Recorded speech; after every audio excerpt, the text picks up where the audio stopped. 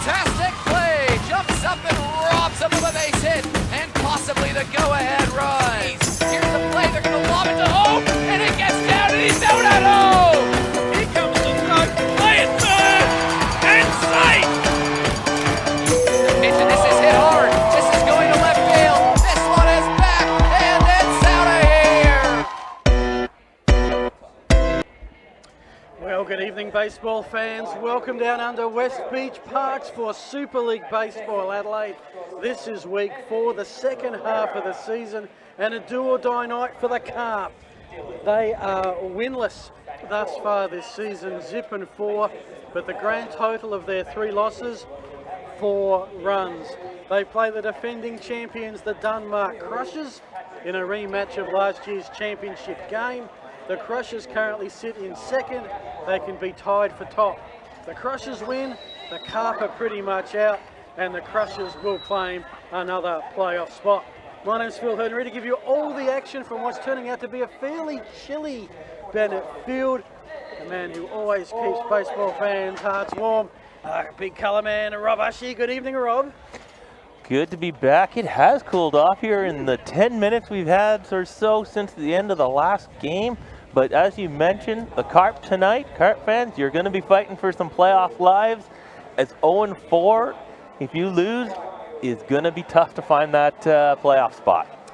Not technically eliminated, but you start to lose a little bit of control of your destiny.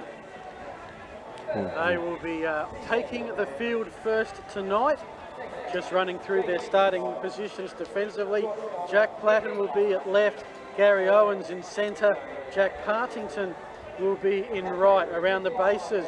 Van der Linden, who I assume is Nico Van der Linden at third, Nick Platten, 2 Van der Lindens, 2 Plattens at short, Jacob Scott's at second, Cesar Perez at first, Mitch Lightbody behind the plate, Mitch Lightbody behind the plate, and it'll be Alvarez on the hill for the Carp tonight. Yeah, it looks like both teams, we did have, after that break, both teams are coming back with their new added marquee players from the second half draft. And Carp are going to turn to Garrett Alvarez. He's the import for the Goodwood Indians. He's an American from Fresno, California. Last season with the Bakersfield Train Robbers of the Pecos League, 6-3 with a 3.32 ERA, 76 innings, 108 strikeouts. So we've got a battle of firearms to start today. You mentioned Mitch Lightbody behind the plate. That's going to be, I think, where we're going to have to look to see how this game turns out. We did see the Crushers before the break in that last game start breaking out the bunting, the hit and runs, the small ball, and the active baseball. And tonight, the Carp, when they're fighting for their lives, find themselves a little short-handed as their first pick, Sir Boss Nui, is still away with family in Holland. And the catcher, Carter Powell, who'd been catching all their games already, was injured this week for East Torrens. Not available tonight behind the plate. So next man up, Mitch Lightbody. Just to quickly go through the batting lineup. Ryan Broom, well, he's at second base. Darcy Barry's at first. Terrell Joyce will lead off. He's at the plate ready to go, waiting for Lightbody to come back. It's a formidable batting lineup. Joyce, Anthony Herrera at 2, Dylan Ridding 3, Mason Clavel 4, Mitch Edwards guest appearance DH at 5, Pat Ingles at 6, Charlie Ashcroft 7. As mentioned, Ryan Broom at second at the moment, batting 8. Darcy Barry in the 9 hole, batting 9. We are set to rock and roll thanks to Spacequake Sports. This is Super League Baseball Adelaide, and your caller is Rob Ushy. See if Joyce is interested in the first pitch. He's been very aggressive so far. That one outside, a little non-competitive, we won't know. But as we see, the Crushers are loading up the top of their order with a mid RBI, part of the batting order type hitter. Well, they want to score early with the runners first and second, nobody out. Joyce is going to take the 1-0 pitch.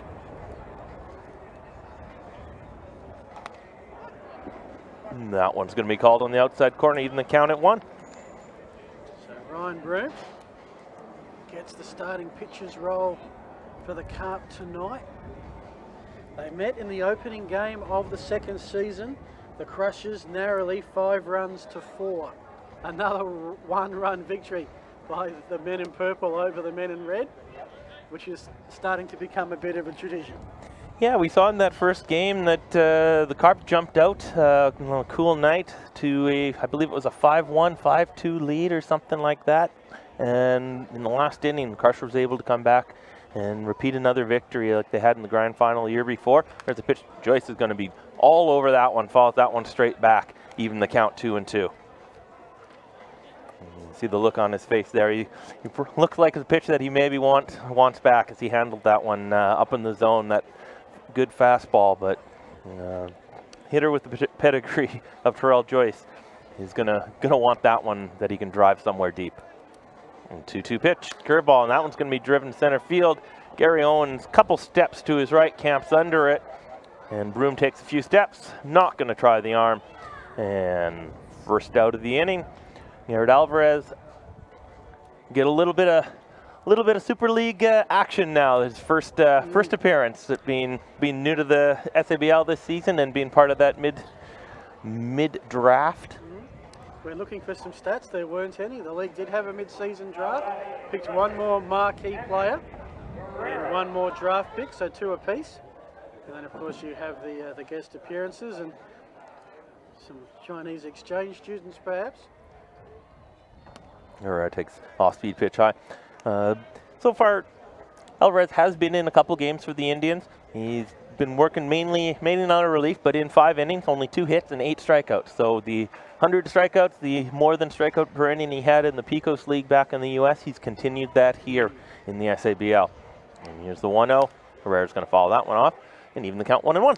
So when you're ranking the independent, non-affiliated leagues in the States, you've got the Frontier League and the Pecos League, and they're sort of at the tail end of things, aren't they? I'm going to maybe ruffle some feathers with some people here, but I do rate the Frontier League fair in the middle and fairly high. The 1-1, that one's going to get by light body, see if he's going to have a play at third base on Broom, and he slides in safely there. So runners move up on the pass ball. I'm going to rate probably the Atlantic League is obviously the #1 independent ball league in the United States. The American Association be 2, in my opinion. Can-Am and Frontier are very close in third. They've now merged with a few teams falling out, so they've merged, so they'll definitely be a strong league.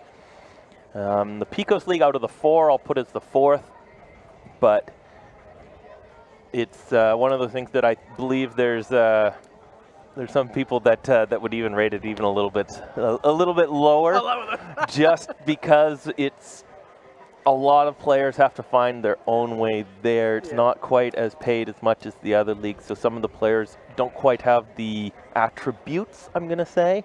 Okay. But so I'm sure I probably ruffle some feathers for people that would listen across the pond, but unfortunately that's just my personal opinion on how those leagues go. I read a great story in the Frontier League about a team called the Frontier Greys that were instituted because a team dropped out, odd number of teams, so they created this Frontier Greys team that had no home, no supporters. They just travelled the entire season, and an Aussie, a Woodville player, Ben Lodge, played for them. And that's baseball at its professional baseball at its rawest. There's going to be a shot into right field from Herrera. Partington's going to come up with it, going to come up throwing. Broom's going to try. The throw's going to go into second base, and both runners are going to move up. Interesting decision there from Partington to try to cut the runner down at third base. He obviously believed he didn't have a shot at third, or a shot at the plate, or maybe forgot about the wild pitch or the pass ball that moved the runners up. Well, I'll have to see if that maybe plays a part at the end, but Crushers get on the board first on a sac fly there from Anthony Herrera, and it's 1-0. Well, that pass ball now becomes critical, as it did move the players up and created the chance for that first Crushers run. And so, after all of that, we've got one runner at third. That would be Darcy Barry. And with 2 out, this would be Dylan Ridding at the plate, playing third base tonight. Looks that one down low and takes the strike. Alvarez getting ahead of hitters, which is what he's shown so far in his limited action since joining Goodwood a couple weeks into the season. Definitely going to be a formidable arm in the SABL and in the last few weeks here for the Carp, fighting for their playoff lives possibly here. Well, they do play the Wasps next week, and I think regardless of result tonight, that's going to be a big game. Yeah, it's not quite must win tonight, but a loss will do more damage to them than a win to the other team against the other team's record. They'd have to win out, and the Wasps would have to lose their last two. There's and good they curveball there. Tiebreaker over the Wasps. So they need to win tonight. They get out of the top of the first, conceding just one, which we think is about par. But let's see what the Carp can do with the bat coming up.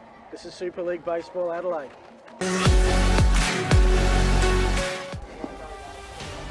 Black Chrome is the official partner of Super League Baseball Adelaide. Ah, gotcha. Head to the Black Chrome website to view the new range of custom baseball apparel and see why so many teams are choosing to partner with Black Chrome. I reckon it started late. She got two little horns and it give me a little.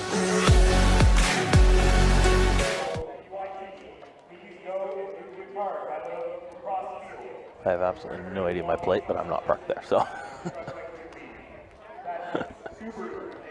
I always park a long way away. Welcome back, folks. Bottom of the first coming up. Crusher's got a run. Pass ball advanced the runners and a sacrifice in the end. Brought home the opening run. Carp about to come up to bat. Just to set the Carp batting, Mitch Lightbody will lead off. Gary Owens batting 2. Ryan Wingrove. Rickson Wingrove, guest DH tonight from the Adelaide Giants. 3. Cesar Perez 4, Jack Partington 5, Nick Platten 6, Nico van der Linden at 7, Jacob Scott 8, and Jack Platten at 9. The starting pitcher will be Aletta for the Dunmar Crushers. Yeah, we mentioned how the Carp went to their marquee mid-season ad in Garrett Alvarez, but so have the Dunmar Crushers to start the second half of the season. Glenelg Tiger, Anthony Aletta from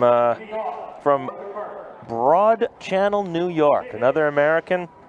This season he's 0-1 with 3 2/3 innings just pitched this past weekend for the Tigers, but he had 10 strikeouts in just under 4 innings. It's one of the things that you look at his numbers throughout his career. Limited time with the New Jersey Jackals this year. 0-1 in 12 innings, 6.5 ERA, 11 walks, 6 strikeouts. But you go back to his college numbers, he's more than a strikeout an inning a guy. Just take it back a step. You said the New Jersey Jackals. New Jersey Jackals. So there's a team in New Jersey that's happy to be called New Jersey.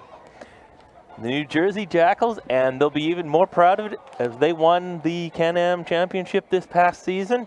We saw last couple years, Dylan Brammer he was up with the Adelaide Bite a little bit last year. He was a closer this year, able to close out the championship game for them there. So familiar face to Bite/Giants fans and fans around the SABL, is one of the more personable players around the league. Whether he was on your team or against, you probably have memories of Mr. Brammer. But so he was part of that team. But yes, New Jersey Jackals, proud to call themselves New Jersey. The pride of Jersey, the Jackals. Excellent. But as we start here, Anthony Aletta, we'll see what he gets tonight. Very high strikeouts, can get a little bit wild. So you'll see what he does here.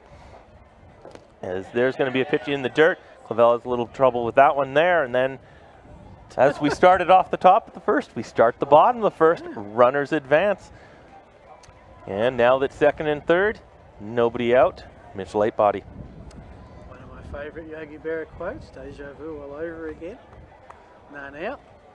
2 in scoring position for the Carp, trailing by 1. You saw the big fastball there from Aletta, and something that he's going to possess.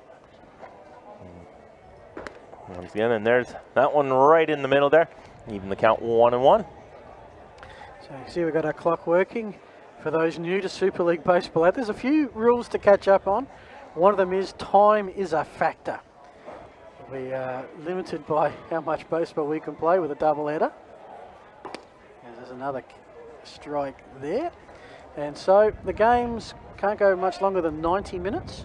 And no new innings can start after 80, and that's what that countdown clock is all about. Just put it aside for the moment. It may well come into play later. It often does. Yeah, we've seen a few games, especially the games the Crushers have walked off on. They've been clock induced. And here we got the 1-2. That one's going to be shot into right field from Lightbody. That's going to score one. Planton's going to be held up rounding third base, and Mitch Lightbody gets the Carp on the board. It's 1-1. Runners on the corners, still threatening with nobody out. Nicely done.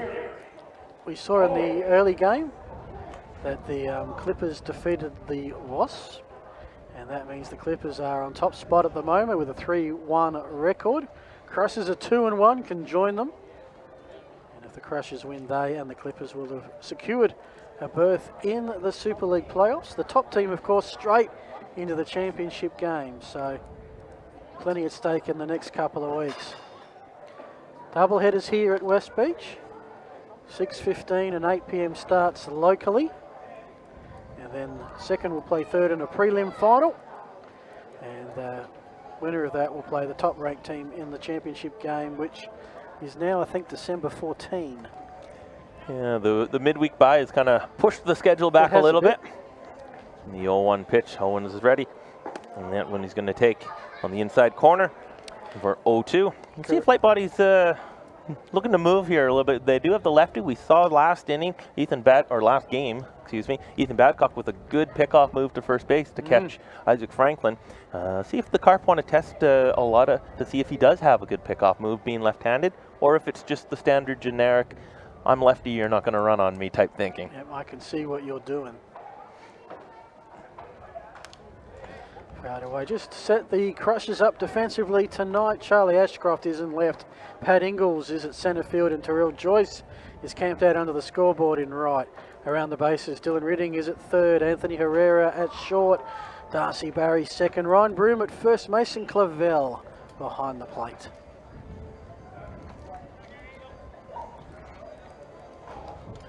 Another 0-2 pitch to Owens. I'll let it come set. There goes Lightbody. And that one's going to be fouled back again from Owens. Staying alive, 0-2. And we do see the Carp running on that play there. Lightbody had a good jump, timing the sequence of the Crushers pitcher. He found a pitch that he wanted to run on.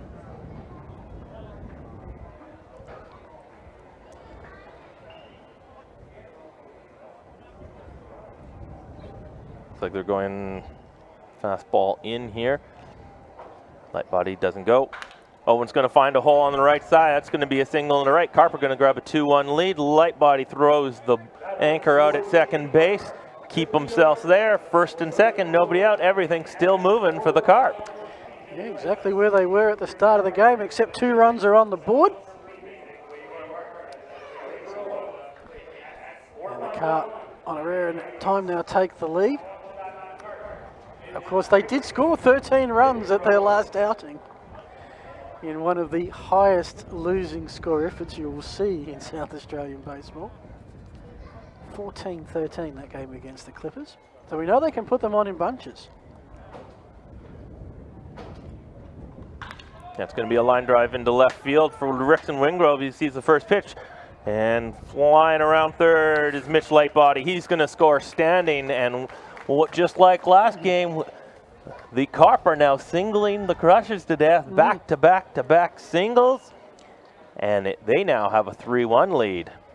Well, it was Lightbody singling to right, Owen singling to right, and on this occasion then it was Wingrove.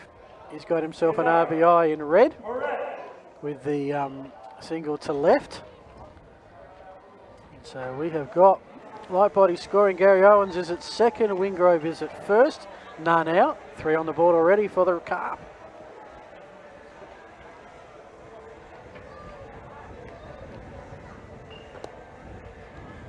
And this is becoming a little bit of a rude introduction to Super League Baseball to the mid-season draft pick. Yeah, he's come out throwing some gas, but guys are just waiting on that, hitting it the other way. And keep an eye on Gary Owens there. The jump he had there, he's getting his timing here, and he can run. He may be finding something that's a little easier to run on a lefty, stealing third base, because they have to turn all the way around to make the throw. We'll see if he gets his legs moving too. Some players have tighter turning circles at third than others. And of course, it is because when you're at second, you're thinking about getting home, aren't you?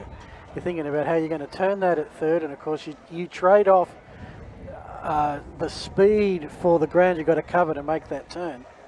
Yeah, it's easier when you have a lead. They've taken a 3-1 lead here. If something hit slowly into the outfield, you're probably looking to score. Hit hard, you're looking to your coach. Regardless, you're looking to your coach, but something that's hit hard, you probably in your mind got to know it's going to take more to score me. But something that's hit slowly through one of the holes, like we've seen on that one there, the previous one, Mitch Lightbody came flying around. He knew he was scoring on that because it wasn't hit like a rocket into the outfield, and it was going to be a tough play for the outfielder. It's going to be a high chopper, third base, and another foul ball from Perez to keep the count 3-2. If it's a hit to left and you're running from third, you don't know where the throw's at. You almost have to go off what the catcher's doing in expecting it, because you're not going to turn around and look for the throw when you're trying to run for home. If it's a hit out to right, you can probably glance across and get a bit of a better feel for it. That's why that third base coach is so critical.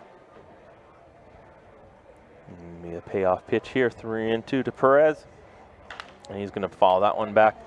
Well, when you're coming home, one of the jobs as your teammate, the on-deck batter, as the runner's coming home, he's not standing watching the play. He's got to get up to home plate, and he's directing. He's now the air traffic controller. He's telling you up, up, up, slide, and in or out, left or right. So you, as the on-deck batter, you're not just a cheerleader at that point. You have a job to do as well. So he's the home plate coach. Yes. And we got another 3-2 payoff pitch, and that's going to be hit line drive just outside of the reach of Ryan Broom and just foul.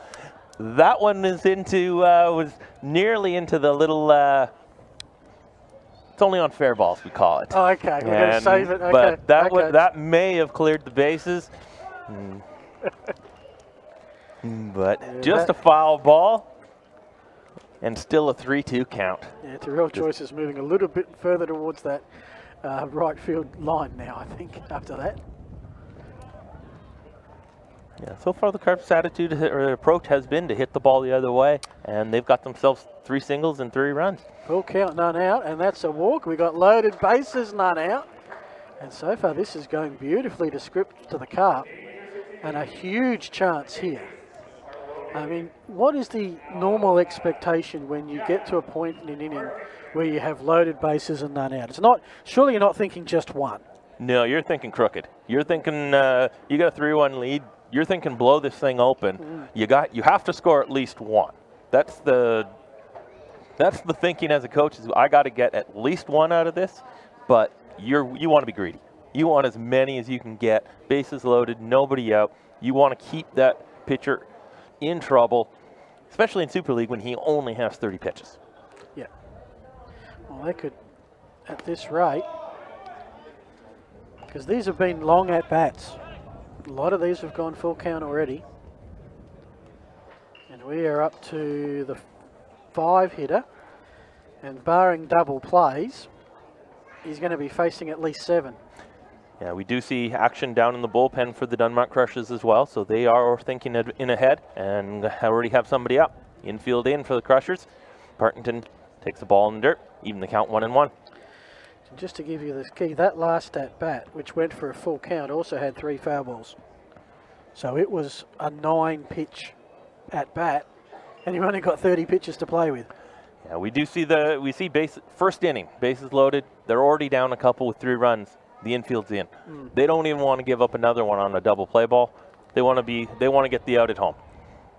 There's a pitch. That one's going to be driven into the gap. That one's going to get down for a hit for Partington. 1 run's going to score. Wingrove, he's around third. He's going to score. The throw comes home. He's safe. That was an interesting way to get home by a second with the throw. I'm almost wondering if that throw had been more directed at home, that might have well got there in plenty of time. Yeah, we see here putting the pressure on. Throw comes. They're thinking to get the runner there. Herrera comes, makes the throw to home because he knows he can't get the runner at third base. Nearly does get Rooks and Wingrove at home as there was no slide there. But we are going to have a pitching change. Don't know if it's because he's hit his 30-pitch limit or if it's just because he's been hit around a little bit here. But Anthony Aletta didn't get an out in his first appearance in Super League. Well, he doesn't have an ERA yet, but it'll be a problem when he does get that out. Yeah, the first two are going to be unearned because they're put there because of the international rules. But the other three are going to be tacked on to his earned runs because of the hits. And we do have it's like one of the new players we did mention about the mid-season draft, where each team was added a new marquee, plus they were able to add another player in a draft. But we have seen the Oriental players are now in. This is Willie Wang. He's come in from.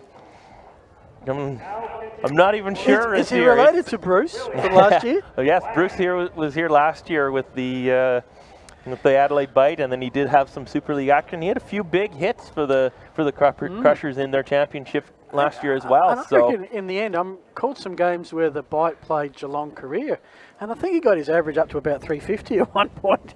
He got a fair run against Geelong Career, and like the rest of Adelaide, feasted on those pitches. A fair deal. Don't think Geelong Career are going to be that much of an easy beat this time around. So, bit of a break in the action. This is the one thing I know you don't like in terms of the speed, but it gives us a chance to take a breath and chat. Of course, if you missed it, check out the news from Premier 12 today. A day that will live in infamy for American baseball. Australia 2, US 1. I couldn't believe that they've never beaten them before. In senior level? Today. A lot of it is they just don't get to play them Right. at senior level that much.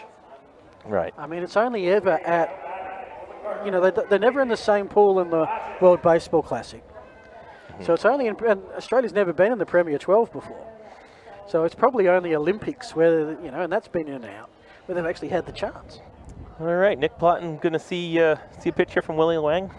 He had a few pitches that were a little wild. We'll see if Aaron Lagora goes to Partington, and he's going to steal that base standing up. Uncontested. And the Carp continue to advance their runners, move their runners around. And once again, infield coming in for the Denmark Crushers. Can't afford to give up too many more here. There's another one low in the dirt, well picked up by Cavell. So the Crushers this year, they beat the Carp 5-4 in the opener. Then they beat the Clippers 7-6, and probably what was one of the games of the season so far. Came up against the Wasps and gave up 11. So opponents have scored 4, 6, and 11. So they're leaking runs with every building match, which is not the way you'd want. Pass ball, but no damage. It's a good decision there from Cesar Perez in a couple aspects. You do have the brick wall here of Bennett Field, which everything bounces off fairly hard. It's a 3-0 count. But it's a 3-0 count. So far the pitcher's proven he can't throw strikes, even in warm-up. They have nobody out. Why give a team an out for no reason? And that's why it was a good decision to not come. Maybe you score, but as we see there, ball 4, again, not even competitive. And it's a walk, and we do see once again the Crushers got action in the bullpen because the coaching staff's going to be looking down there going, can't afford this. We've already given up 5 this inning without an out yet. They don't want to lose tonight. They're trying to keep pace with the Clippers that won earlier, and now they're behind and trying to get back in this. And Here's a good decision to take that pitch right down the middle there, and it's 0-1. Yeah. Next week's going to be huge in terms of the two games. Crushers and Clippers, well, until they started playing tonight, I thought it was a championship game preview. That's at 6. Wasps and Carp maybe for the last playoff spot. But then you come to the game, And how often do you think a game's going to go one way and it goes the exact opposite? That's what we're seeing here. That's why you play the games, right? Oh, yeah. You look at the records today, and it would have been easy to discard the Carp. 1-1 pitch. That's on the block of the outside corner. Yes. It's going to be 1-2. So we're saying that's why you play them. Look at the records, 2-1, 0-3. But it is hard to beat a team that is fighting for their lives. It's hard to put a team away in a championship game because everybody's got a little bit of pride. And there's going to be that popped up on the infield. We're going to have infield fly rule call. Batter's going to be out regardless what happens with the ball. Herrera does catch it, and they get their first out of the inning. It's taken about 36 pitches, but the Crushers finally record their first out. And the 2-week break, I mean, it's hard. You know, professional sport, you get the break, you get to rest. You've got to worry about two things. You're knocking out some rust, but you also get plenty of time to mentally prepare, and but I'm not sure that's really an issue here because these guys are doing so much else. They're working, they have a life, they're playing the club ball. They just needed a Wednesday off. Yeah, and with the SABL having double headers, the pitching would have been a little bit scarce, and then you're bringing in maybe players that aren't normally pitchers, and it was a good opportunity to take a little bit of break mid-season. That one's going to be driven into right field, and that one's going to be foul. And once again, Wang's ahead 0-2. I mean, if you're a youngster, you're just living the life. You're playing 3 baseball games a week. This is pretty cool. But when you actually have commitments, it's a whole different story. Looks like Wang's found himself the strike zone. Yep. And sometimes it takes a batter or so to get into it, and that's why you see even at the professional level, major leaguers struggle in the first, the 0-2, and he just stands Jacob Scott up. Be 1-2. But they do give up runs. I know you look at the historical ERAs of some of the greats of Max Scherzer, Tom Glavine. They've struggled in the first inning and then just studs after. Yeah. That's why sometimes when you're up against a great pitcher, you just got to go after them early and hope that this is their bad day. One's going to be back to the pitcher. He comes up, throws home. Clavella gets the out there. But it's the only one they get. Yeah. Look, that's not a bad result for the Crushers. A double play would have been brilliant. But they got the play and kept the run off the board. Yeah, we see quick look at first there. Just then realized, yeah, I got to get the out at home. Yeah. Got the out at home. I wonder how much Clavell would have been yelling, "Home! Voda, home!" I wonder if he knows what home is in maybe Chinese. That one's going to be a little bit high, Jack Platten. Jack Platten getting the start tonight. I haven't seen he started in I believe the first game of the year, but was taken out early when they had to move some guys around. Rewarded for a game-saving catch on the weekend against Port Adelaide for Kensington. That's when he takes a little bit up and in as well. It'll be 2-0. So the Carp have managed to get to the bottom of their lineup. Jack Platten listed as the number 9 hitter. Of course, he started this on first base. So second time on the diamond. He's already scored a run, and this is his first at bat. He takes that one. Ball outside, 3-0. See if manager Darren Roberts turns him loose. 3-0 with 2 out. Or if he's going to go after, or if he's going to play it a little more safe, since the pitcher's been a little erratic so far. Yeah, 5 runs is definitely a win for the Carp. And there you go. Why take 5 when you can have 6? The bases loaded walk adds another run to the tally for the Carp tonight. Advance everybody else 1 base. Mitch Lightbody, the catcher tonight, is coming up for his second at bat of the first inning. That's it. They're going around, which we almost saw when the Clippers put 5 on the board, and I guess that's what it takes. If you to go around, you have to score 6. Yeah, we are going to have our second pitching change of the first inning. Wow. And you're going to go after. Can't afford to give any more up. And the young man so far has been had a little trouble finding the strike zone. And he did get a pop up on the infield, and then he was able to get the ball right back at him, and got the out at home. but they are going to turn the ball over to Josh Tyndall and try to get themselves out of this inning at 6-1, which isn't a score that you can't come back from in Super League. It's not. There's still 53 minutes left. I don't look at inning anymore. I just look around to look at the clock. So we've got Plattons at the corners, Nick's at third, Jack's at first, Jacob Scott makes it loaded bases at second. Of course, 2 outs. So just the 1 out to get that ground ball, find an open base. Doesn't matter. You just need to find one base to throw out and move it to the top of the second. You can see there in Adelaide, a beautiful night. The Adelaide Giants banners are up. The newly branded Giants, looking forward to that 9 days and counting before they play the Brisbane Bandits. Of course, it's a big ask, you know, 4-time defending champions, but if you're going to play Brisbane, play them at home, first week of the season. Well, the hitters might not say that. The bandbox in Brisbane is quite a home run hitter's park. If you want to do well against a team that's a juggernaut, yes, get them early, get them when half the team's coming back from an overseas tournament. As there's a play, there's third base wide open, and that'll do it. We are through 1 innings. It's looking good for the Carp. They lead 6-1.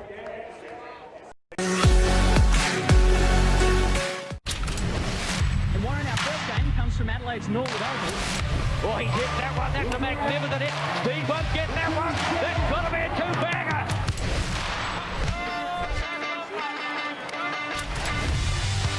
It's going to be a fly. Oh!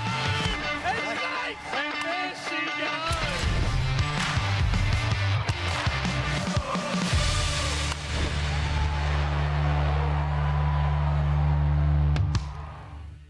She got 2 little horns and they give me a little bit.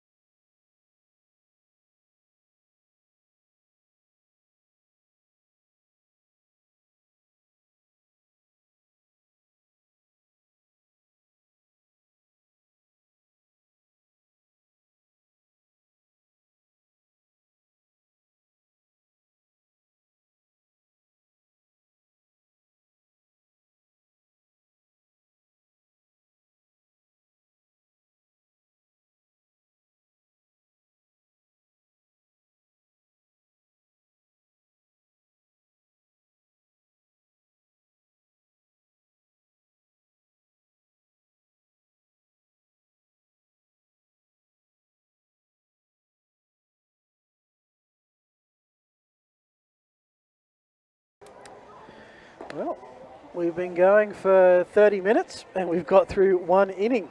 At this rate, we will be struggling to get through 3. But that was after the Carp went around their order, scored 6, and have given the Crushers something to chase. This will be Herrera at second, Ridding at third. Coming up will be Clavel, Edwards and Inglis. And on the mic, Rabashi. Yeah, not the inning that that Dunmark Crushers were looking to start the game with. Half-hour inning at the wrong end of a 6-1 score, but they got a part of an order here. Mason Clavel, who stung the ball very hard in Super League, and takes strike 1 from Garrett Alvarez. And then their Adelaide Giant guest-designated hitter, Mitch Edwards, which we saw earlier tonight, hit a couple balls hard. And then Patrick Inglis. So they got an opportunity to get back in this game. 6-1 is not a score that that you want to sit on if you're the Carp. Well, the runs have come not in either singles that have scored 1 or 2. We haven't had the huge 3-run play as yet. Yeah, we've seen a lot of singles, moving guys up 1 base at a time and putting up a big inning that way. And there's the 0-2.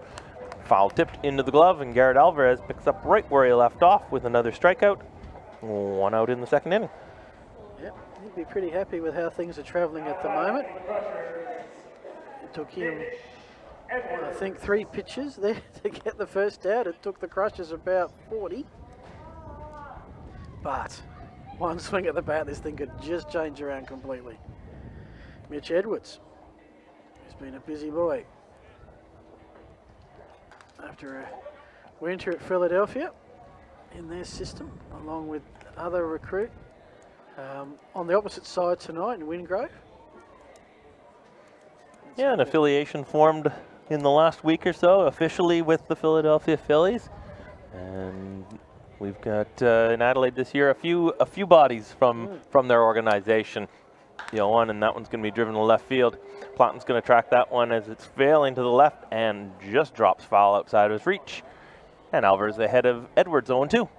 Yeah, there's some fascinating alignments. I mean, back in the day, the old Giants, it was the LA Dodgers that they had the big alignment with, as did every club in the inaugural ABL. Seen around the league, Canberra, of course, have the Yokohama Bay Stars in the Nippon League, and 4 players coming out there. Perth Heat announced that there were 7 Tampa Bay Rays heading west. I don't know how they're going to fit all those in. I trust some of them are on the relief pitching staff or something. So yeah, different clubs having different relationships. And back-to-back strikeouts for Alvarez as he powers another fastball by another Denmark Crusher. And it's 2 out now quickly. Still runners at first and second.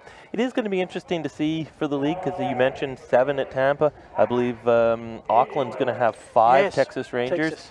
And one of the things I've noticed over the years that I've been here, though, is when the playoff roll around is right in that time that the affiliated players have to start heading home to get ready for spring training in their major leagues. And that can put the team behind the 8 ball if you bring in too many affiliated players. That's right. Whereas indie ball players tend to have to stick around because they're playing for their own contract next year. That's right. They don't have the earlier start. And that's sort of the way that the bite went last year. With a few more indie players. I guess they got a bit more of a balance this year.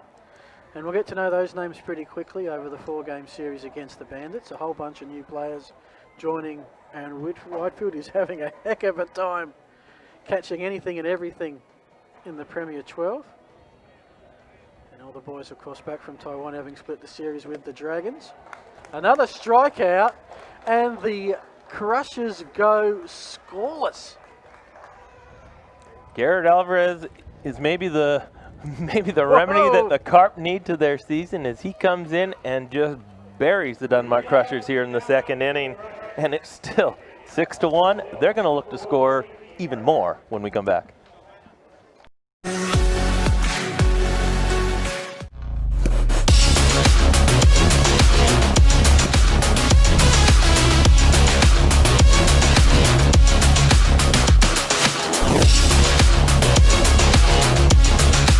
All you need is the ball.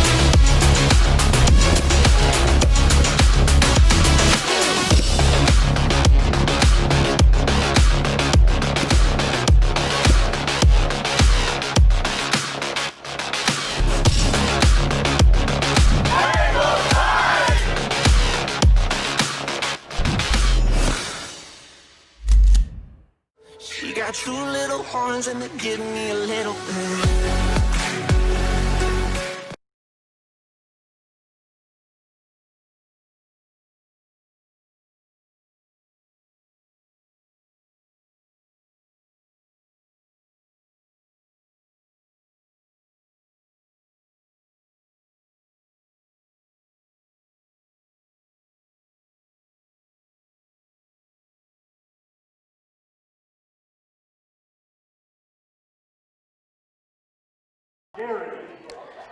Well, what a turnaround that inning was. The immaculate inning, if you don't mind. Clavel, strike, strike, strike. Edwards, strike, strike, strike. Ingles, strike, strike, strike.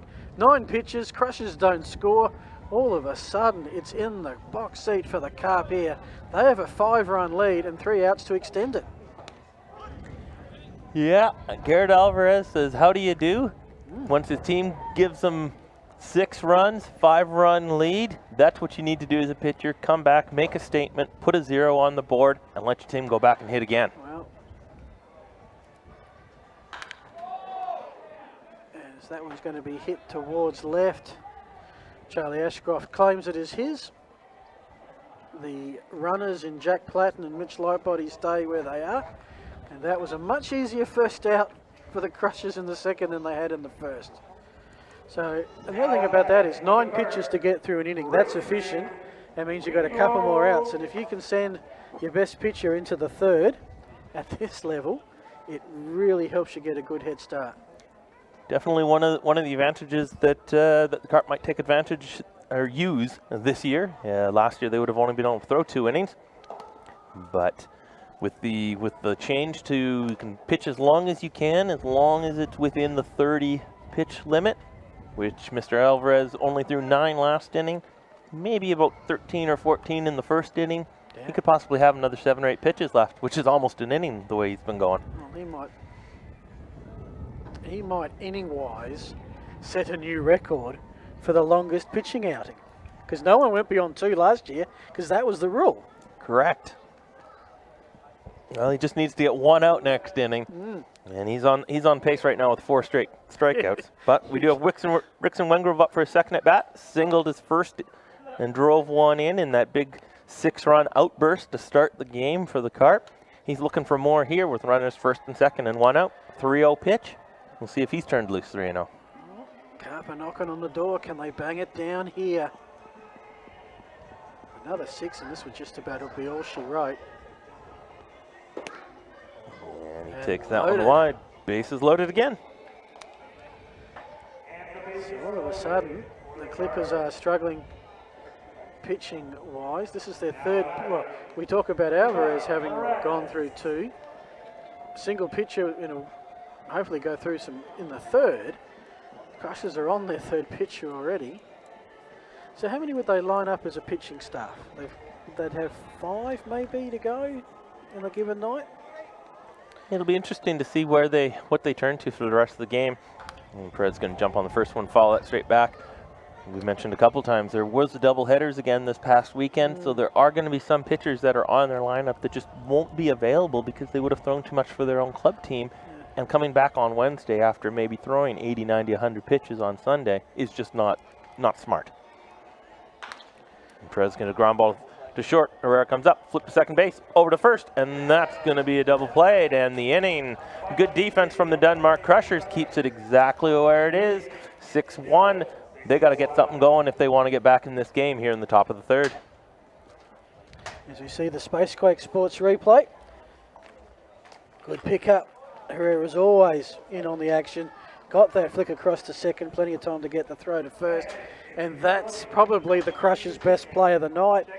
That eliminates the loaded bases threat and just keeps them in it. We'll take a break. You're watching Super League Baseball Adelaide, thanks to Spacequake Sports.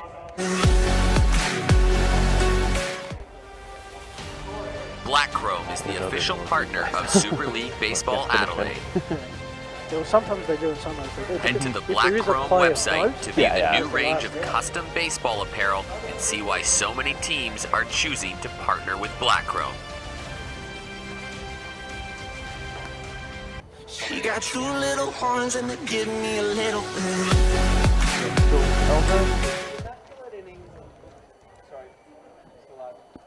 Well, here we are, bottom of the 3rd. After a very lengthy first, the second was over in a blink of an eye. The Crushers were taken out courtesy of 9 straight strikes, and I reckon it might have even been less pitches in the Carp courtesy of the double play. So we're still a 5-run ball game. Carp probably missing an opportunity to really extend their advantage. And let's see how much they can get out of Alvarez before that 30 pitch count comes into play. It's going to be Charlie Ashcroft at the plate. So they're going 7, 8, 9. Ashcroft, Broom and Barry. It'll be Edwards at second and Pat Ingles at first. Yeah, we'll see Alvarez out for his 3rd inning of work. That's exactly what you want from a pitcher in Super League, to attack the batters, go right at them, get your ground balls, try to get some double plays, strike batters out, as he did last 4 batters straight in a row. But the bullpen is up because he is coming down to the end of his pitches. And Charlie Ashcroft tries to bunt that one up. Nico Vanderlyn takes a look because he was playing back, but comes in to no avail. So in what I'm going to call traditional baseball, you're not too fussed how you get the out. Strike out, fly out, ground out. It's still one out. But Super League Baseball, with the runners always on bases pretty much, the ground outs are almost worth, that double play opportunity. They're the outs you're trying to almost generate, aren't you? Exactly. You're looking in the draft for pitchers who get ground balls. You want 2 outs at a time, which you can get on any pitch in Super League when it starts like that. And that's going to get off the glove of Mitch Lightbody. And runners are going to advance. And we'll see the inexperience of Mitch Lightbody behind the plate tonight. Not normally a catcher, stepping up for his team since the other catchers are away and injured, doing what he can. And that one just got a little bit away from him. And that's how they scored the run in the first inning with runners advancing. The Crushers will be looking to do it again, but he certainly made amends for it in that first inning with a couple hits. Well, So both teams have had one of those, and now it's 2 on the Carp. And that's been the Crushers' only run so far. Is that foul? If you parked in front of Baseball SA HQ, I'll get it right eventually. I'm going to have a fine jar when the ABL season every time I say the bite in incorrect context. I'm sure I'm allowed to say it talking historically, but if it's in the present tense, $1 in the fine jar. I have to find a charity, I reckon. the metaphorical swear jar. That's it. As per se. I don't think I've ever sworn on air. Been a couple of cases of different things happening that might make you want to occasionally, but no, I think it's just for that particular little adjustment that we're all going to have to make in South Australian baseball over the next 12 months. And Charlie Ashcroft battling the account. He's up to 2-2. Fouled a couple balls off. We're getting to the point. This could be the last batter for the Carp using Alvarez, and that can't come at a time any more pretty for the Crushers. He's been dominant so far. Well, hasn't given up a hit. 2-2, and that's another one driven into the bullpen of Carp. Just thought for one brief moment that was flying over the scoreboard. Hasn't given up an earned run. So at Super League level, that is a good outing. But he's got to get one more. Just to go that 2 1/3 inning. 2-2, and that's going to be another foul ball. Josh Parton is going to trail over the foul territory. Take a look, and it's going to be out of his reach as well. Charlie Ashcroft is not going to go quietly into the night here. He's almost said, well, I am going to get you off this hill by fouling you away. And there's another one. What's that, 4 in succession, I reckon? Yeah, it's good at bat here from Charlie Ashcroft. Fell behind 0-2 early. He's taken a couple good pitches. Fouled off, as you mentioned, 4 straight. He's battling, and looking to try to put a ball in play, get his team another run here, if not get on base for himself.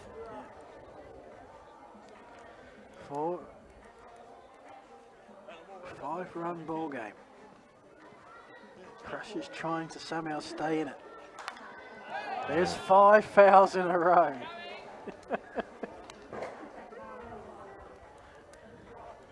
And we did mention about the pitch count, but you can go over the 30.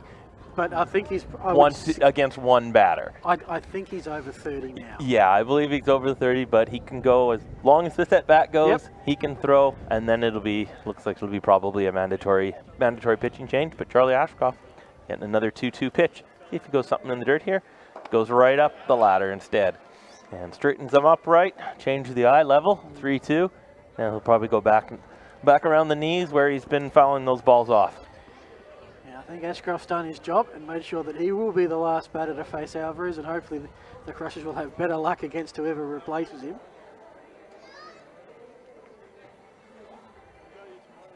Three-two pitch. walks him. That's a great at bat there from Charlie Ashcroft. Earned the walk after falling behind 0-2. Took some tough pitches, fouled off a whole slew of them, and now earned the walk.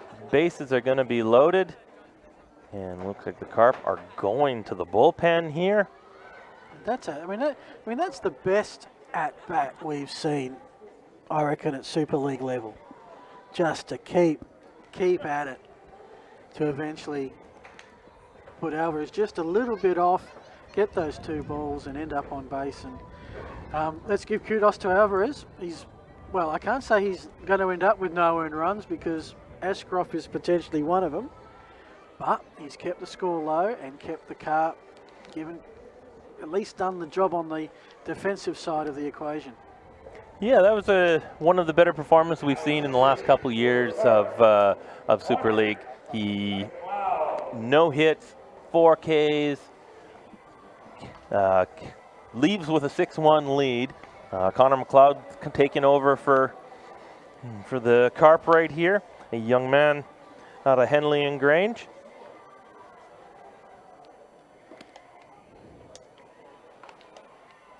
If you've just joined in recently, we've already had 1 game tonight. It was victory to the Clippers over the Wasps, which puts the Clippers at 3-1. The Wasps are at 2-2.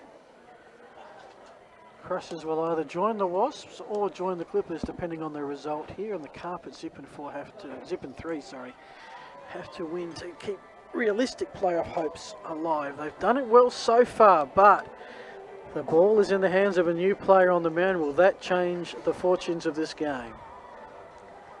Ryan Broom swings at the first pitch. This will be his first at bat tonight. He's already scored a run as he was the lead runner at second base in the first inning. Advanced on a pass ball to third and then scored on a sac fly by Anthony Herrera. And now he's getting his first chance. His bases loaded, nobody out. Yes, if anything, this is where the Carp 7, 8, 9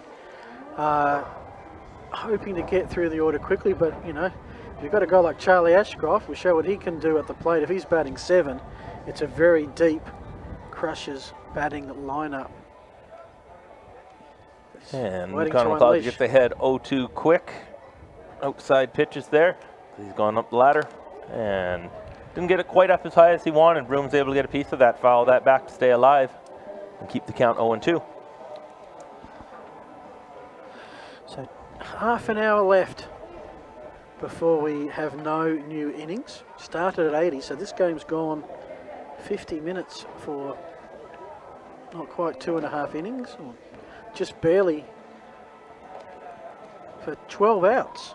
Well, we had that long first inning. The first inning went about half hour, couple pitching changes, 6 runs for the Carp. The second inning was very quick. 3 straight strikeouts and then the double play. So moving along into the third inning here, bases loaded. And then there's going to be a called strike 3 there. Connor McLeod gets the first batter he faces with a strikeout looking. And that's going to bring up the number 9 hitter, Darcy Berry. Yeah, great work by McLeod. That'll help settle his nerves down a little bit. Is it? Yeah. Sometimes when you're a young pitcher coming in, or any age, do you feel more nervous when you've got a lead to protect and you know that you should be winning and then it's, you might stuff it up? Or when you're trailing by 5 and you know it might be a lost cause anyway, and no matter what you do, you're already behind? I think as a pitcher, you come in, you're going to have butterflies regardless just because you get up there, but it would be easier, and it's going to miss with a fastball up, 2-0. It is easier coming in when you're down just because you're already losing, but in a game like this, 5 runs isn't really losing, so you can't come in and give up a base hit here or let multiple runs score, because as we've seen throughout the weeks, crooked numbers happen in a blink of an eye in Super League. Yeah. And as you said before, when you load the bases with none out, you're looking at a crooked number, which, three or more. So, and of course, it's great to have the run support when you start with no one on in a 5-run lead, because you've got to do a few things wrong to give that up. But when you come in and one crack of the bat's going to score maybe 4 runs, no room for error at this point. No, when you're up 6-1, you got to come in throwing strikes and let the hitters beat you and let your defense do the work for you. Especially you're at the bottom of the order, you don't want to turn it over to the top. And then he's going to walk in a run. He's going to make it 6-2, bases loaded, 1 out. And you got two of the best hitters in the SABL and in the Super League in Terrell Joyce, followed by Anthony Herrera. This game could get real interesting real quick. There's not a lot of players that I think can hit home runs or have a good chance of hitting a home run in this ballpark on a night like tonight. Terrell Joyce is one that can and does. First pitch he misses wide. Yes, we do. I do remember calling one last season that he hit that was warning air traffic control just over left field fence there. They might want to get everyone in a holding pattern because he put a charge into one that left in a hurry. Mercado, Edwards, Gallagher, Joyce are 4 that come to mind. I got to put a McGarry in there as well, or 2. In Super League, they seem to own the home runs. So how should the young man approach this? Veteran player, he's aggressive, he's got a chance to put some runs on the board. Try and pitch around him or go right at him. You have to go at him. You got to go bottom of the zone, trying to get a ground ball. You need an out. You don't want to get something up that he can drive into a gap or over the fence, but change your timing. Try to get him uncomfortable in the box, move the ball around, change his eye levels, but you still can't walk him. You got to go right at him. 1-2 count. Got him swinging. A victory to the young lad. Well done. And from the frying pan into the fire, we replace the power of Terrell Joyce with the overall amazing skill of Anthony Herrera, who usually will make something happen in these scenarios.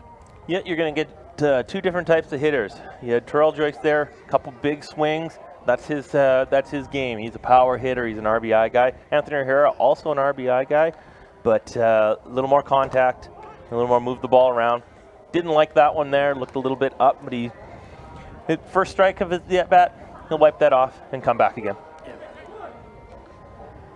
Now, whether it's short, on the hill, or at the plate, he's probably one of my favourite Super League players, Anthony Herrera, because something exciting usually follows him around. This time, straight to short with the fumble, and this is going to bring 1 run and 2. Could have been a double play, or they only needed the one. They only needed the 1 out. Instead, the error, and it's 2 runs. And just like we saw with the Wasps in the earlier game, an error greatly changes the scenario of the match.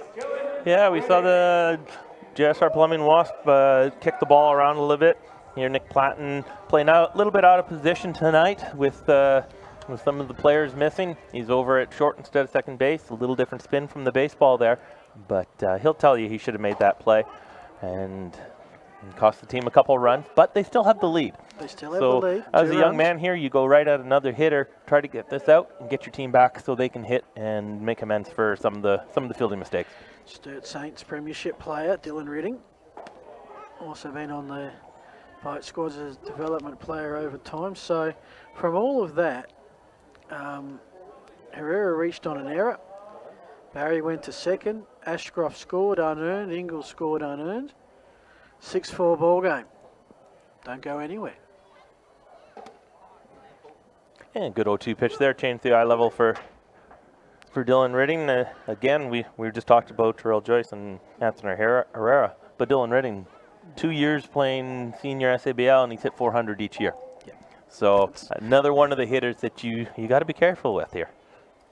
And he's going to take a good curveball there on the inside corner for strike 3. I'm going to give that lad a B+. Not just taken down a notch for the walk, but the rest of those at-bats pretty good. And but the Crushers score 2. They score 3, sorry. They got their crooked number. It is 6-4. We'll take a break. Much more coming up on Super League Baseball Adelaide. And one in our first game comes from Adelaide's Norwood Oval. Oh, he hit that one. That's a magnificent hit. Speed bump getting that one. That's got to be a 2-bagger.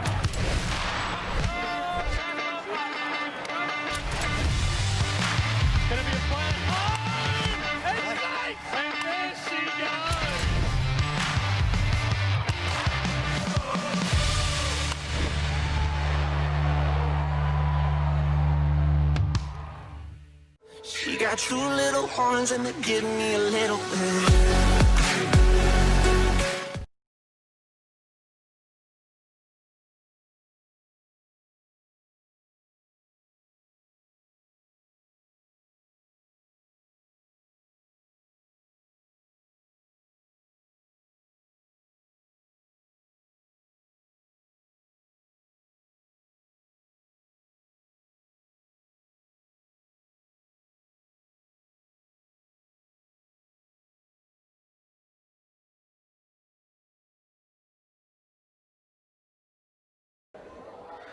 Well, welcome back. Bottom of the third.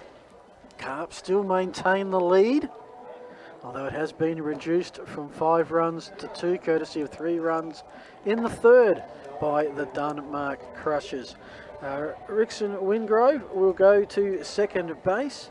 Cesar Perez should go to first. Jack Partington, can't miss that hair.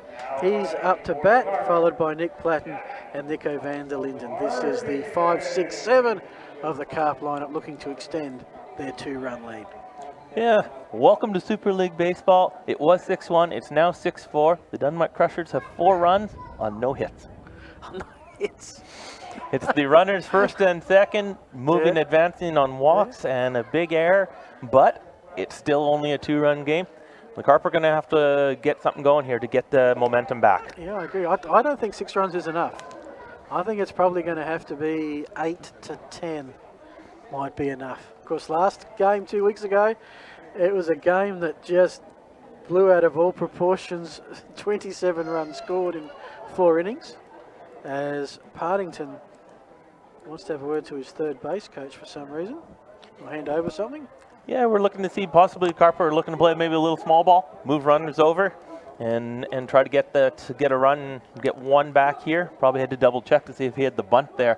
We haven't seen too much of it, and we've got coaches and players from different teams. Yes. Signs are maybe going to get a little odd. There is the bunt. Martin's going to get that down. He can fly, and there's going to be a close play at first base. And Tyndall, it dropped at first base there by Ryan Broom, and that's going to be error on the first baseman. Partington's going to get there. Runners don't advance, but the Carp have something going here. Bases loaded, nobody out.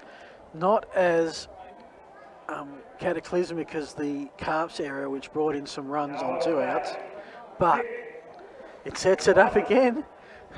Bases loaded, none out. That's as bad as giving up a walk, I guess. And Paul Gonzalez from the Bandits always says this: you put the ball in play, make things happen. Exactly. It goes down as a sacrifice bunt in E3 on the play, but it's what coaches want. You got to take care of the baseball. And we've seen it in this game. We've seen it in the game earlier tonight. Defense, and we've seen it early in the season. We talked about it last game for the teams. If you don't take care of the baseball, you're going to lose.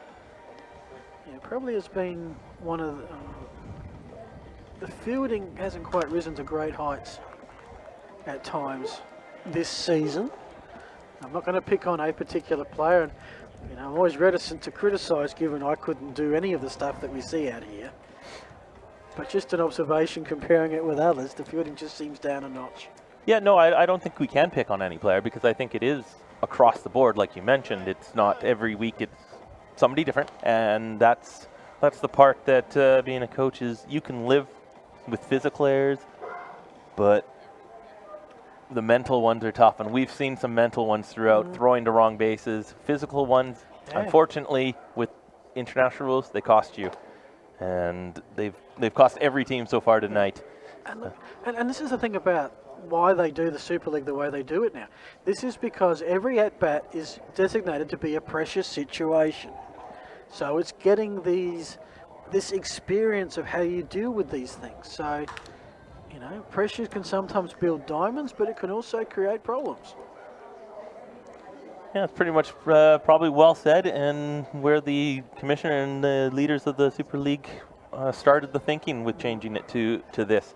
Kind of build a little strength mentally with some of the players, younger players, which is what this geared around. And McPlatten's going to put that ball in play. Herrera comes in. He's going to play home. They get the out there. It's the only one they're going to get. Fielder's choice. But they get the lead out again at home plate. And keep that scoreboard clean. That's the second time that the Crushers have managed to do that. They've gone for the play at home.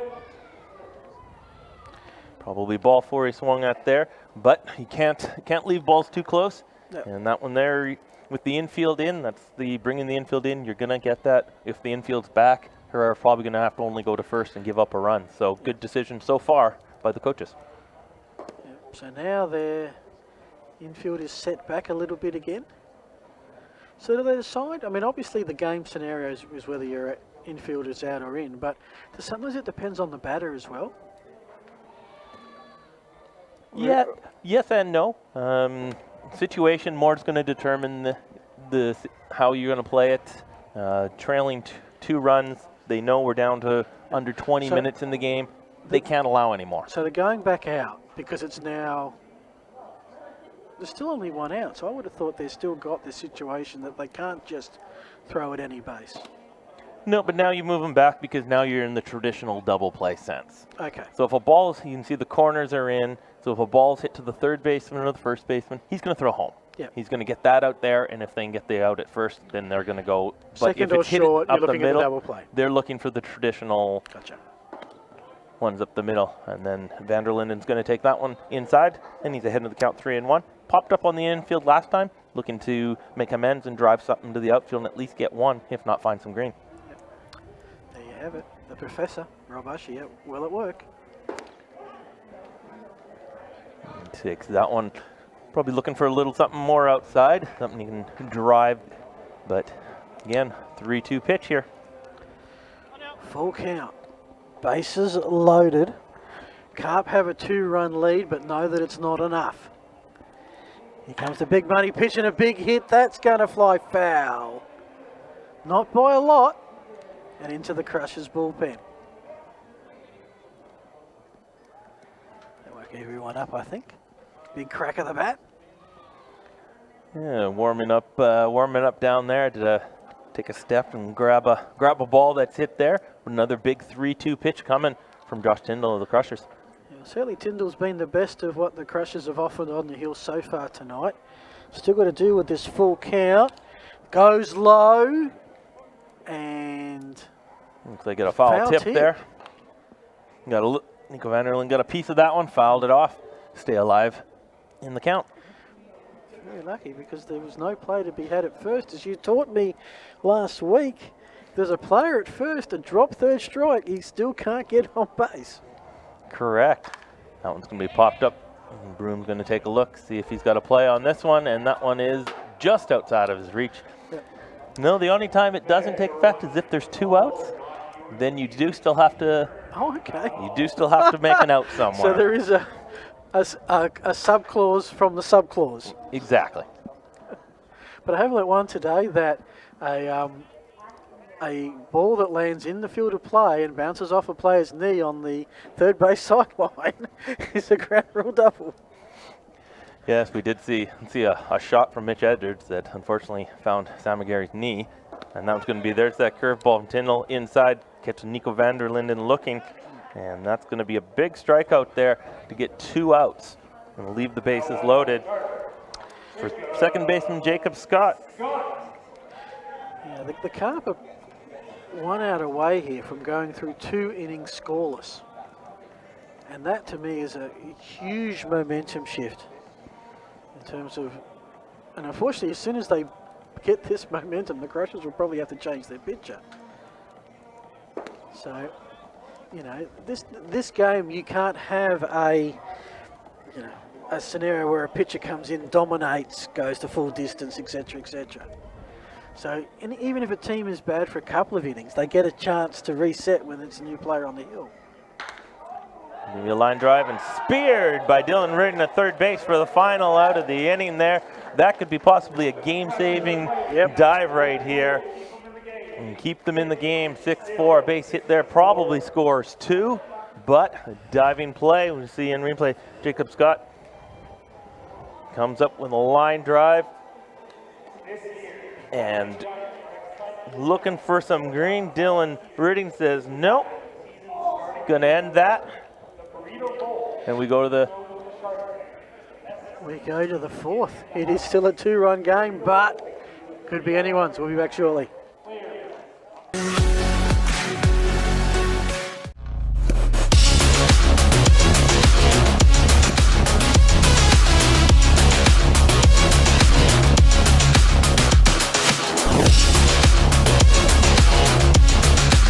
All you need is the ball.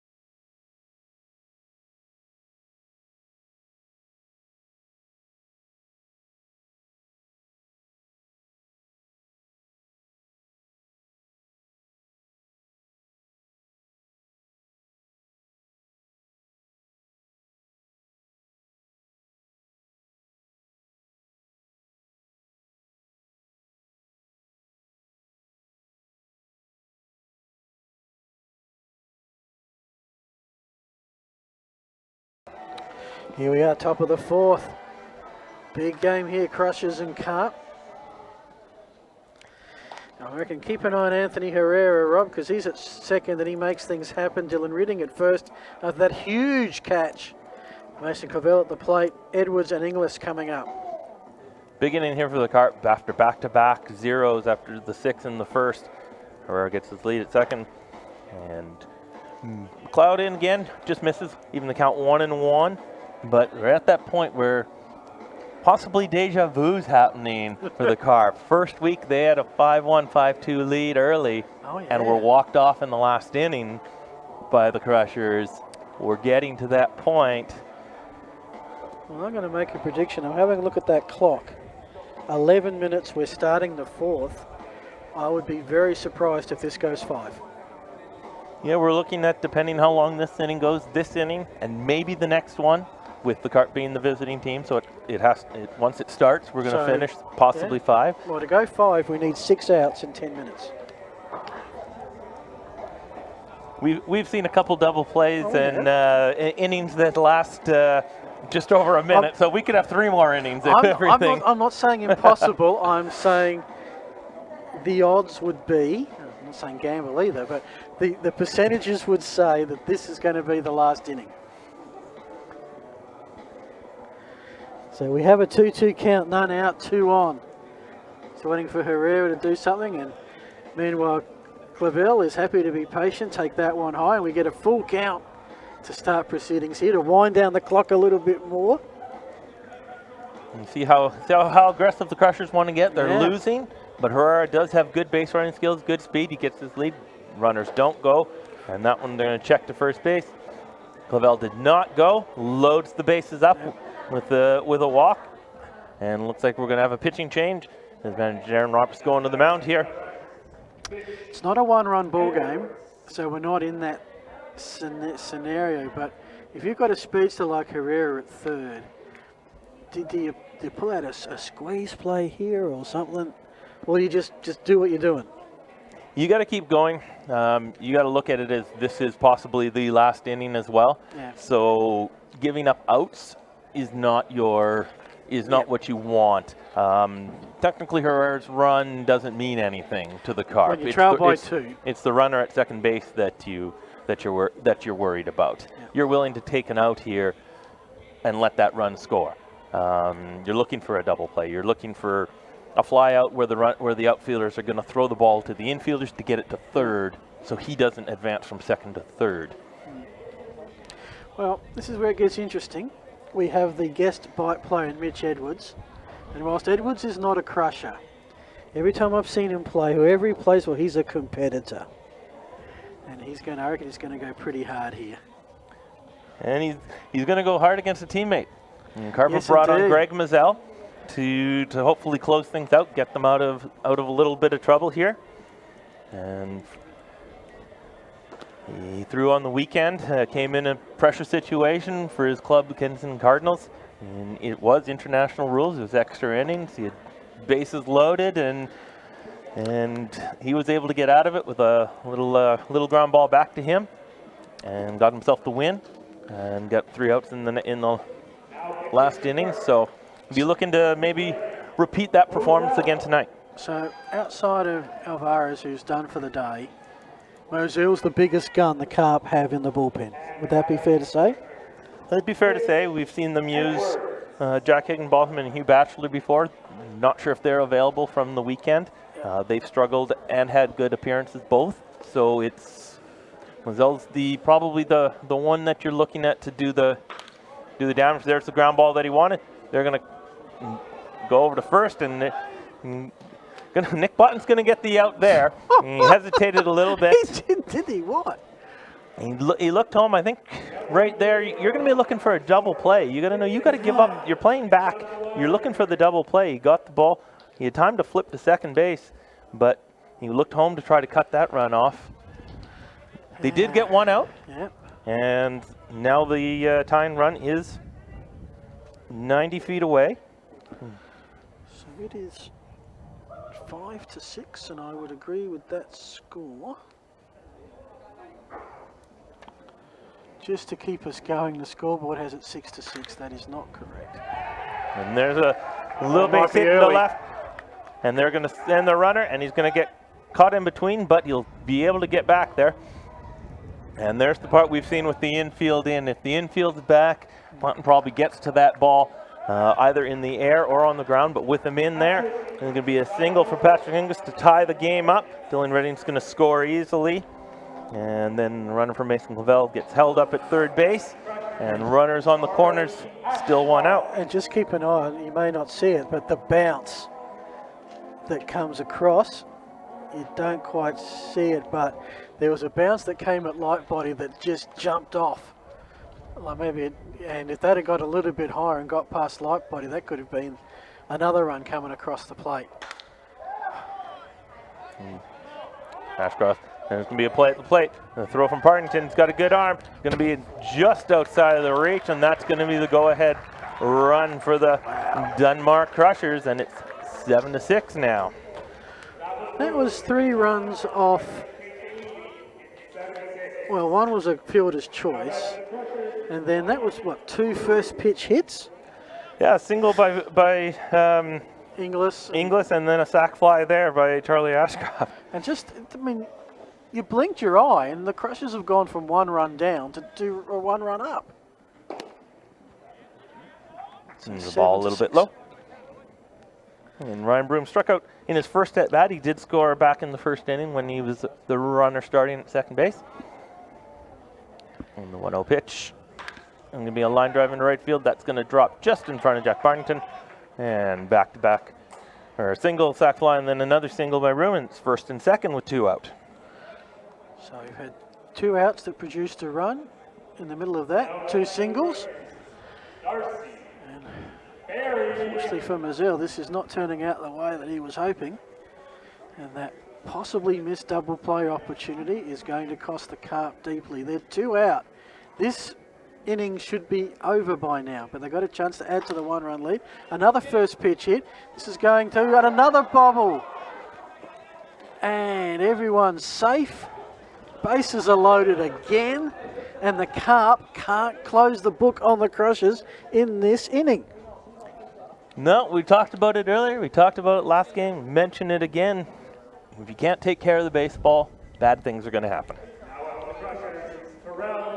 So, no runs have scored the last 2 at-bats, but it's all set up for a big Crushers inning right here. Joyce is back at the top of the order. It's only going to get harder for the Carp if they cannot end it here. Yeah, looks like for sure we're going to be in the last inning. We got 4 minutes left before we can't start a new one. They need to get this last out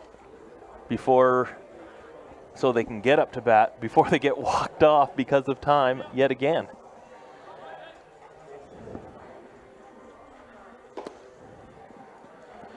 And a couple sliders that just missed the zone. And Joyce is up 3-0 on the count. So at the moment, Moselle has nowhere to put Joyce. Does send one down King William Street, gets the strike. And that's almost a give away a strike pitch for mine. Joyce not quite so happy to let that one fly. And 2 straight strikes, a full count. This is as big as it gets, Rob. Bases loaded, 2 out, 3-2 count. Yeah, 1 run bases game. loaded, 2 out. Runners are going to be on the move. One of the prolific hitters in the league. And he takes ball 4 up.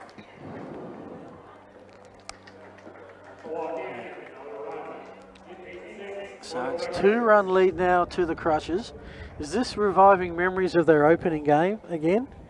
Where the Crushers came in their last at-bat and just took the game by the scruff of the neck. At least they're not going to win by 1 at this point. Keep an eye on that clock as well. So the Crushers, so the Carp bat at the bottom. Are you saying that if the time runs out, they don't get a bat at the bottom of the 4th? Anyway, because they're going to run out of time, because there's another hit, there's another run. Could be another 2. Safe. 4-run lead to the defending champion Dunmark Crushers. It's not how you start, Rob, it is how you finish.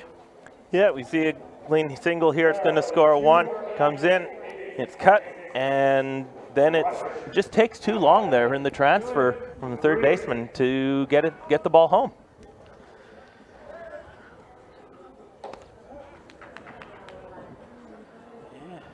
They are now down to Reading. They have pretty much gone around again. I think we started with Mason Clavel in this inning. He's next up.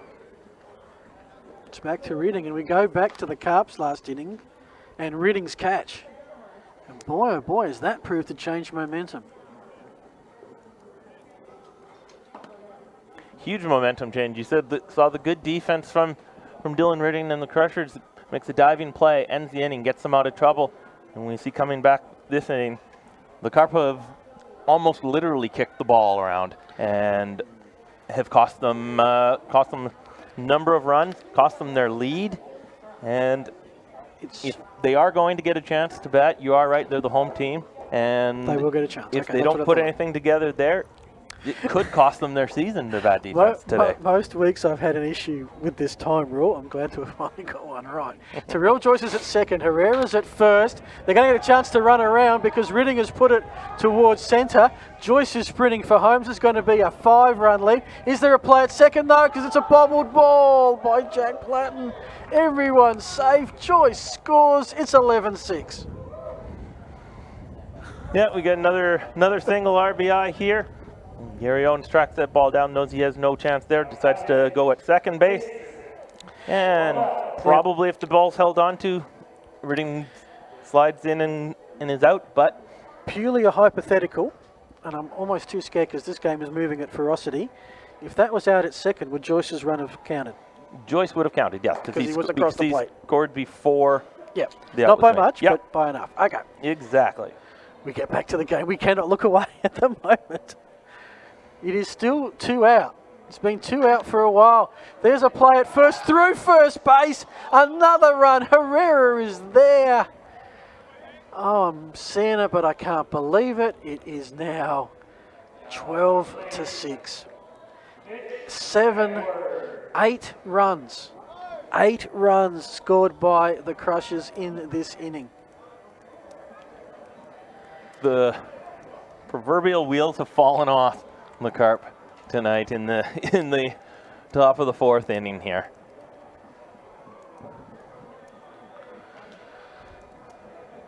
In the first 6 outs, the Crushers scored 1. In the last 5 outs, they've scored 11. Fouled away. I mean, I shouldn't be surprised. This is how baseball works. You change a pitcher, you have a couple of plays, you make an error, your opposition has a blinding catch, and these games just flip on a coin. Here's a good slide on the outside corner, gets ahead of Mitch Edwards 0-2. The second time he's faced Mazzell this inning. Yep. Last time he got him to get that little ground ball to shortstop. It turned into an RBI ground out when it could have been a routine double play. Yep. And boy, oh boy, could the Carp have used that third out.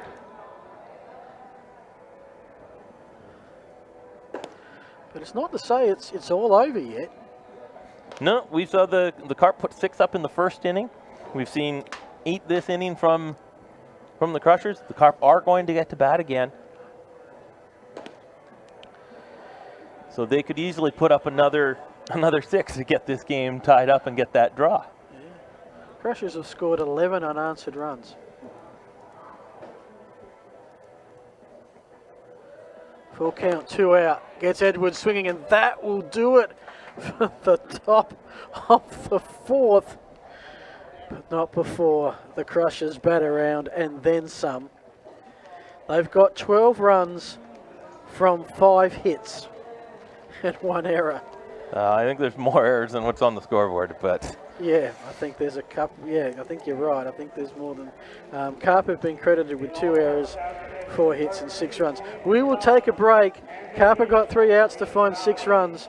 This is Super League Baseball Adelaide.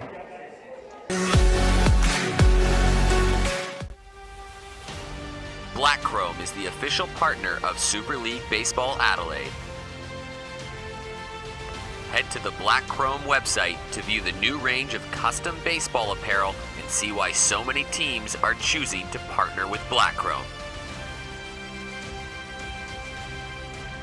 She got 2 little horns and they give me a little bit.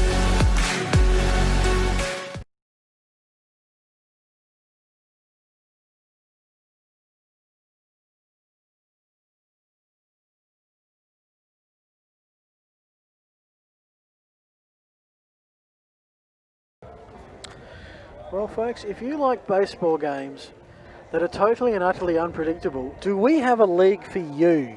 Super League Baseball Adelaide. At the end of the first, the Carp led 6 runs to 1. They entered the top of the 4th, leading 6 runs to 4. Then the Crushers put 8 on the board through a mixture of good hitting, bad fielding, and now the Carp have 3 outs to make up a 6-run deficit to tie 7 to try and walk it off. Yeah, we see pinch hitter Darren Roberts is going to one of the Asian players added to the roster, Darren, and he's getting his first shot here. He's going to see another new face pitching on the mound for the Denmark Crushers is Edenston Verestegi, Venezuelan with the Golden Grove Dodgers. A couple of years in Austria. It's his first year in the SABL. He does have a lot of strikeouts, and he's proven so far to be an adequate arm, so they're going to look to him to shut things down here. Got a little bit of a lead, but they already got 6 in the first, the Carp. They have the possibility to open up and get a big lead and get this game and have not scored since. I mean, of course, we're at the last inning. It's only been a 4-inning game, but it is just so jam-packed. Yeah, Denson's ahead 1 and 2 in this count here. He's got a slider, splitter, and fastball. There's the splitter in there. They're going to try to back pick at first base. Nothing happening there. So let's assume for a moment, because we don't have a lot of time after the end of the game, that this lead holds to some degree. Crushers go to 3-1. Clippers go to 3-1. They've qualified for the playoffs. They will meet in the early game next week for outright top spot with a week to go. Correct. And outright top spot carries with it a spot in the championship game as the Carp strike out and a 1 away. At the other end, you have the Wasps that are 2-2, pretty respectable. Carp zipping 4, and basically it's a must-win for the Carp to decide the final playoff spot. Yeah, if they can't turn this inning around here, it is going to be they're fighting for their life for sure next week. But they still got a couple outs to play with. Top of the order coming up, Mitch Lightbody, Gary Owens, and then Rickson Wingrove. So we'll see if this is part of the order and get them back in this game. Well, they lost their first game by 1, second to the Crushers, second game to the Wasps by 2, and then scored 13 and lost by 1 to the Clippers. So this is looming, not in the books just yet, but looming as, well, their biggest loss of the season on probably more than one count. So it'll be one of the more disheartening losses, as they had the 2-run lead going into what looks like is the last inning of the game, and they gave up a big crooked number. yeah. Well, started at the bottom of the second, up 6-1, coming to bat with a 5-run lead. But couldn't do anything with it. No, we saw it. We saw it in week 1 between these teams. They got ahead early, they got ahead big, and just couldn't quite hold it. Tonight, it was the same thing. They got ahead big and they got ahead early, and right now have proven they can hold it. But Lightbody takes that one low and outside, even the count 2-2. So we hit the 9:30 mark here in a cool Bennett Field air.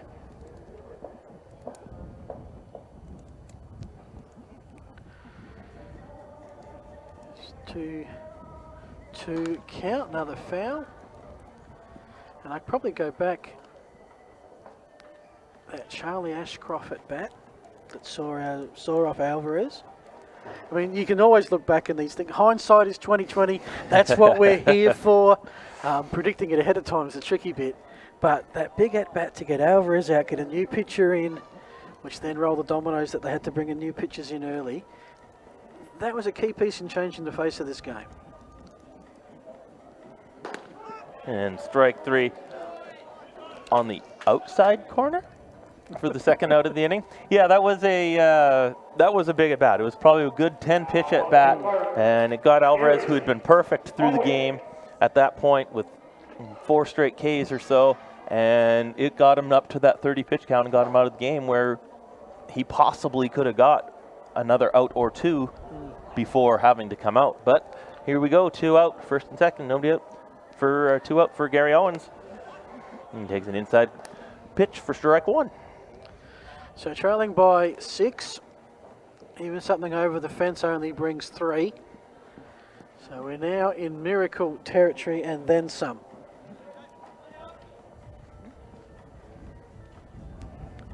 And the 0-1 taken inside, even the count, 1-1. So this game. So how does the 90-minute rule work? Because we've just kicked over 90 minutes, but I guess you've got to see out 3 outs to finish the innings, don't you? Yeah, you got to finish the home team's inning. And another inning won't be able to start from this inning, but you do, if this inning goes another 20 minutes, they keep scoring, then we just keep playing until this inning's over. Do you think with the playoffs, given you've got one game, that you extend it out a bit, or do you keep the time frames the same? Well, there's a big strike 3 on the curveball, and that's going to end the game. The Crushers come back in the last inning with a huge inning from what we've seen tonight from the 2 teams that lost, the JSR Plumbing Wasps and the Carp. Defense cost them big time. Yep, I'm not sure if these guys get to practice much with all their other commitments, but I suspect some of them will be doing fielding practice a fair bit. Heck of a game by the Crushers. I reckon we've got our 2 favourites, and we've got our next week facing off to be in the championship game. Next week will be the big week. You got the 2 teams for the first place and 2 teams for the final spot, so definitely need to check in. Any last thoughts, Rob? Got to be here next week. Be here Simple. next week at the ground. It's going to be a huge week for Adelaide baseball. The Adelaide Giants, of course, starting on Friday night. This is Phil Hurden on behalf of Rob Bushy, on behalf of Dave Muggleton and the Spacequake Sports crew. Thanks so much for tuning in. Good night from West Beach Parks.